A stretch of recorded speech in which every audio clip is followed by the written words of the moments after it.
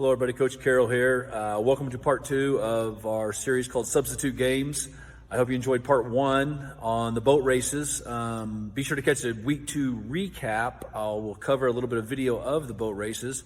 But let's go ahead and get started on part 2, 4-corner tag.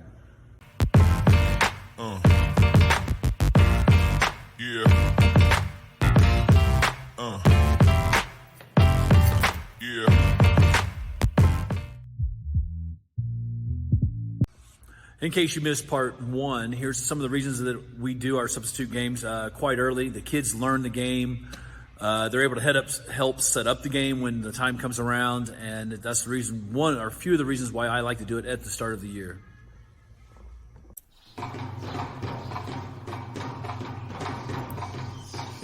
Gym setup's really quite simple. You just need gym mats. I use 4 of them to make the walls to run around, and I usually put 2 on each side to kind of give some barriers for the kids to sit so they know exactly where they're supposed to be.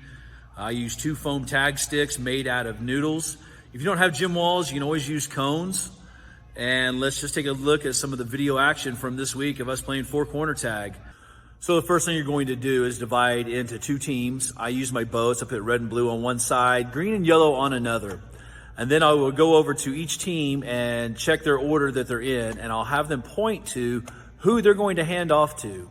I'll put the first person in line. I'll say, you're going to run 1 lap around the gym, and then you're going to hand off to the next person in line and then go to the end. The goal of 4-corner tag is really quite simple. They're just going to run around and keep handing off to each other until they catch somebody from the other team. Once they do that, they're going to take the tag stick and place a tag on that person. That will score 1 point for the team. So now let's take a look at some rules to remember for 4-corner tag. I was fortunate enough to catch my students breaking 3 out of the 4 rules this week and get it on film for you. So the first one we're going to take a look at is right here. Never run past a tag you can make. And this is probably the number 1 thing that happens. Either they're going to keep running and instead of tagging a person, they run right by him, or when you see a handoff going and they run right by a handoff. It's the number 1 thing I have to stop, reset. I don't award the point because they did not make the tag. The second rule to look at is make sure they don't cut inside of the mat. Usually I give them 1 warning, and after that time, it ends up being 1 point for the other team. Now, this doesn't happen very often. Now, when I was using cones instead of mats, it happened all the time. So if you're going to use cones, make sure to watch for this. Number 3, make sure they don't interfere with a runner that's running. This is a pretty mild case of it.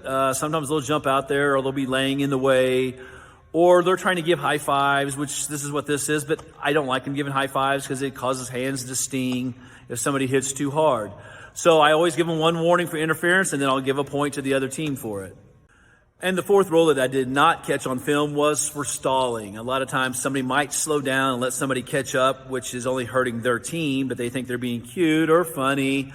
So once again, I'll give a warning, and then I'll give a point to the other team for stalling.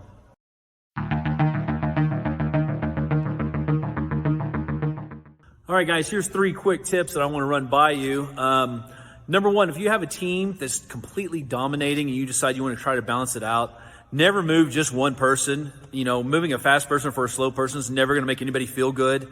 I always grab about 2 or 3 people and try to, figure it out to make it where it's going to be a little bit more even and move about 3 or 4 people at once.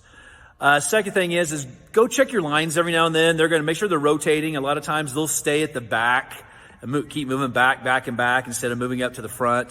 Make sure they're shuffling forward to the front to get the handoff.